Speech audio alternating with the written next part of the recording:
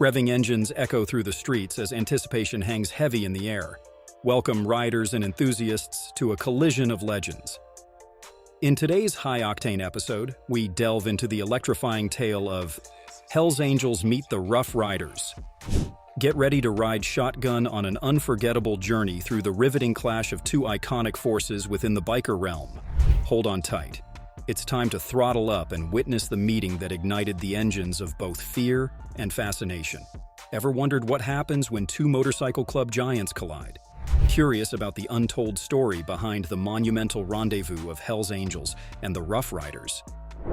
But before we dive into the pulse-pounding clash between the Hell's Angels and the Rough Riders, make sure to like this video if you're ready for a wild ride, and don't forget to hit subscribe to stay tuned for more thrilling content like this. Hosting this video, my commitment lies in advocating for safety and awareness within the motorcycle club culture, especially for those starting new clubs. The nuances surrounding the wearing of club patches, particularly the risks associated with purchasing them online, cannot be overstated.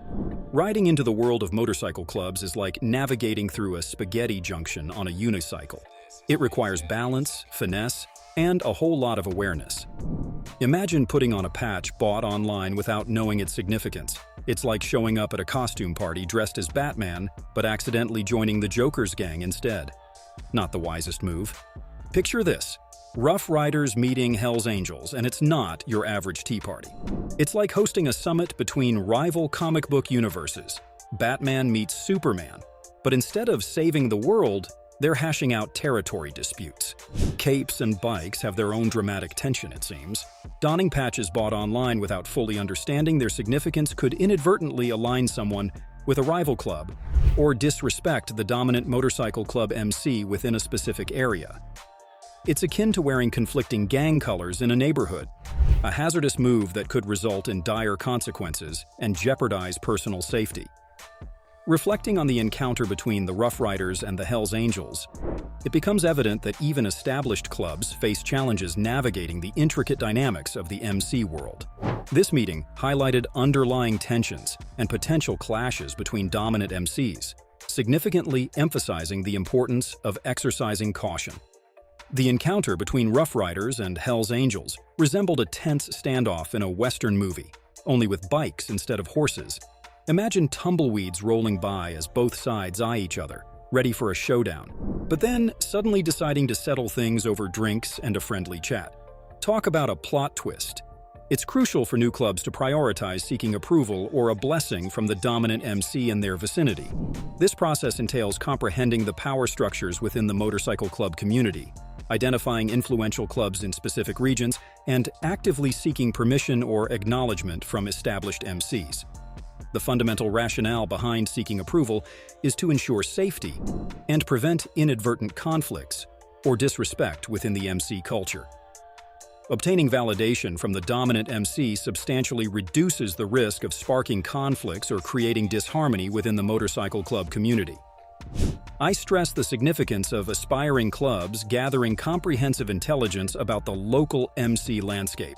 Understanding key players and power dynamics within the community not only aids in avoiding unnecessary conflicts, but also establishes a more secure footing within the motorcycle club culture. Reiterating the dangers of purchasing patches online, it's imperative to fully grasp their significance. Wearing patches without adequate knowledge and respect for their symbolism can attract trouble and potentially hazardous situations for those unaware of the cultural implications. In essence, the episode underscores the critical importance of new motorcycle clubs securing approval from dominant MCs in their respective areas. This step is pivotal for ensuring safety, averting conflicts, and displaying reverence within the intricate and deeply rooted culture of motorcycle clubs. Taking approval from dominant MCs is like receiving a golden ticket in Willy Wonka's factory. It ensures a smooth ride and keeps you out of the choppy chocolate river of club conflicts. Seeking permission from established MCs is like asking the gods for a blessing, but instead of heavenly rewards, it's all about earthly safety. Moreover, safety and respect are non-negotiable within the motorcycle club culture. Taking the time to understand the landscape, respecting established clubs, and seeking approval significantly enhance the safety and longevity of new motorcycle clubs within this vibrant and tightly knit community.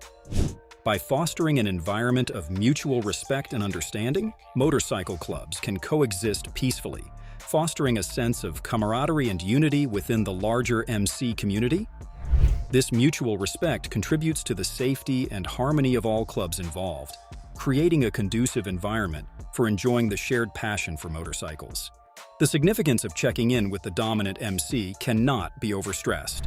It serves as a foundational step for new clubs, ensuring their safety, avoiding conflicts, and establishing themselves with the utmost respect in the intricate tapestry of the motorcycle club culture. They came through deep as shit, and they checked us in the parking lot. They had on some sentinels. If you're not who you say you are, it's going down tonight. It's going to be a fucking rumble in this parking lot. But by the end of that fucking conversation, after we told them who we were, what we were about, it was more or less handshakes, and fucking we went in the club, we're fucking having drinks together. Let us buy you a drink to show you that we're not fucking on any bullshit. But then they said, though, but there is one hurdle. Because now, because of making the noise, there is the other Rough Riders that have been here, established, old school, white, long beard. You got to remember, we're green. We don't know a lot about respect and how, you know, the pecking order, how things work in the bike. We're learning as we go. We're learning this so shit. We got called in. They said, Hell's Angels told us, look, you got to make it right with these guys. All right. If another group existed with the same name, that could potentially lead to issues within the motorcycle club community. Having a similar name or insignia to an existing club might cause misunderstandings, conflicts, or complications. For instance, if the original Rough Riders had a significant conflict or rivalry with another club, adopting a similar name or symbols could inadvertently inherit that same hostility or animosity directed toward them. This could pose serious risks and dangers for the new club associated with a name or identity already entangled in intense disputes or rivalries. Like, hold on, we just want to know what's going on. And I was like, the Rough Riders, we're partying at the club. And they're like, well, you guys, our motorcycle club, more or less, they call it now checking in. You didn't check in with us, so we want to know who and what you're about. And I'm like, yo, we're the president. And they're like, okay, so where's your patch, your rockers? They have some rockers. Shit, we're like, what do you mean rockers? Look, bro, we just Rough Riders. We're an extreme bike club. We get out here, we wild out, we do wheelies. At that point, it's like, you know, DMX, fucking stop, drop. Yeah, we just kind of come in. We do the video side of that. But they're expanded, but we're not an official bike club. And once we get an understanding of, okay, they're not, Rough Riders isn't an official motorcycle club. It's a lifestyle. Who rides motorcycles? Who rides motorcycles. It's a record label support team, right? Well, how does it, you would know the verbiage. It's a motorcycle street team. Yeah. They said, look, you guys, we need to have a sit down. They ran up on some of our guys that like a little bike night thing they did, like Filiberto's or whatever in Glendale. And said, look, tell your people, you need to come meet us at a clubhouse or it's war. Like, it's on, right? So, you got to remember, to the story, we just were out here having fun. We're 24, 25 years old. We're learning as we go. They give the ultimatum, you either come here or we're smashed or whatever. So, you got to remember, too, so we did talk like, shit, we're like, we didn't sign up for this. I'm doing wheelies a couple months earlier. You know, I'm just doing wheelies. That's my claim to fame. I'm Killer B. I do wheelies on Scottsdale Road. Doing bike shit. Cops chase me. I get away. Whatever. That's it. Like, we took the mentality of man up. This is dumb. We're gonna man up. We're gonna meet them. If they fucking pull out straps at the end of the day, motherfucker, we strap too. We meet up with those guys, and it goes similar to the Hell's Angels meeting. Look, we're not trying to steal your name. The story though. We go to this behind like a trailer park. It was clubhouse, Sons of Anarchy, like some old Sons of Anarchy, like clubhouse. They got sentinels outside. They're like mean mugging. Everybody comes in the door. They're not. There's no friendliness. It's not like, hey guys, thanks for coming. It was like no, inside. Was real. It was some real and they shit. Got exits. They got guys in every exit. Dudes on roofs. If shit goes wrong, it's going down. Allowed to fight your way out. So you got to remember, we're walking into this. How many of you went? Maybe 8 to 10. How many of them were there? Shit, their whole fucking club. 50. Certainly. The point made about having only a select few individuals, often referred to as the realest or the most dedicated members, being present in critical situations holds significance within the context of motorcycle clubs or any close-knit groups. When tough situations arise or conflicts escalate, it's often a handful of the most committed and loyal members who stand by and face the challenges together. This highlights the importance of having a trustworthy and reliable core group within a club or any community. The reference to getting hurt or not wanting to be involved in challenging situations reflects the reality that not everyone within a club or group may be prepared or willing to face the risks or confrontations that can occur in such environments. Therefore, it's crucial to carefully consider and select individuals who share the same dedication, commitment, and willingness to support the club during challenging times. This sidebar note emphasizes the significance of having a strong, dependable core within a club or any close group setting. So the meeting, we go in, it's like a table, Sons of Anarchy. It's like a freaking table. You got the president, vice president, sergeant arms, whoever, all the chain of command. It's me, you, Tito, Louis. Moose, Was Louis? Louis. Yeah. I forget. It's like eight of the hardest members in the crew. That we just don't give a fuck. Like, it is what it is. It's how we it goes. sat down. But you guys all come from a background of when you're in the kids of being from. At the end of the day, Rough you're going to Street. represent Yeah. your set. You're going to do what you're going to do. And half the other members didn't want to fucking show up. They didn't want to show up because they was worried about if it goes down, Fucking I pussies. want to go home tonight. At that time, we're young and dumb. And that shit for the fucking vest. But go ahead, that's another stuff. So we have the meeting with the Rough Riders. Everything works out. And shortly after that, Now, when you say worked out, Sweet. you said you left the Hells Angels kind of semi-friendly. Did you leave them neutral or kind of? it was an understanding that, okay, you guys have a understanding. different name. You're not an actual motorcycle club. I don't know if a call came from Squirt where it was like, yo. Some of the most strongest alliances, friends throughout this, from Hells Angels to Vagos Soul and Brothers, California. When we fucking went to everybody. Mexico, the Vagos, Chosen whatever. Few. Chosen few just by who we were, like just being who we were. carried ourselves. And Just how we were, carry yeah. ourselves, respect, whatever. Absolutely. The cautionary tale highlighted here underscores the potential risks and consequences that can arise within the motorcycle club culture, especially when encountering challenging situations. It's imperative for anyone considering starting a new motorcycle club to conduct thorough research beforehand. Navigating through a meeting with a rival MC is like a high-stakes poker game. It's all about reading the cues, keeping a straight face, and hoping you're holding a winning hand.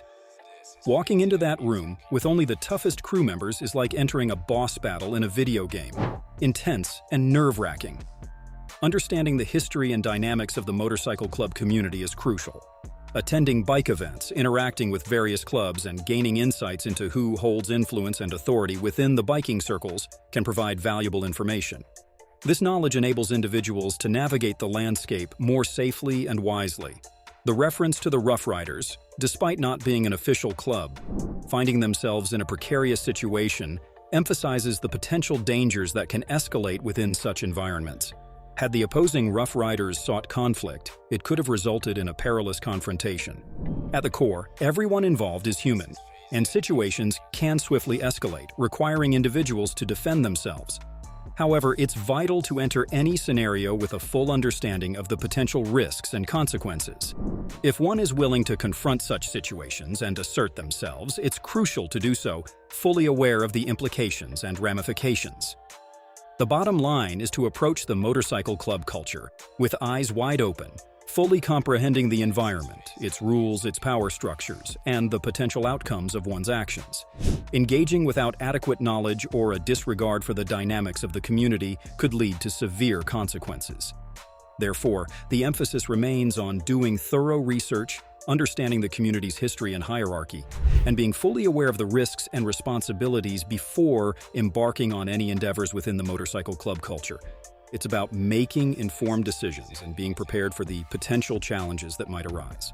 Exploring the world of motorcycle clubs requires the finesse of a tightrope walker and the knowledge of a historian. It's not just about the bikes, it's about understanding the complex tapestry of relationships and protocols within this unique culture. That concludes our session for today. If you have any queries, don't hesitate to drop them in the comments section below. Stay safe wherever your adventures take you. Thank you for tuning in.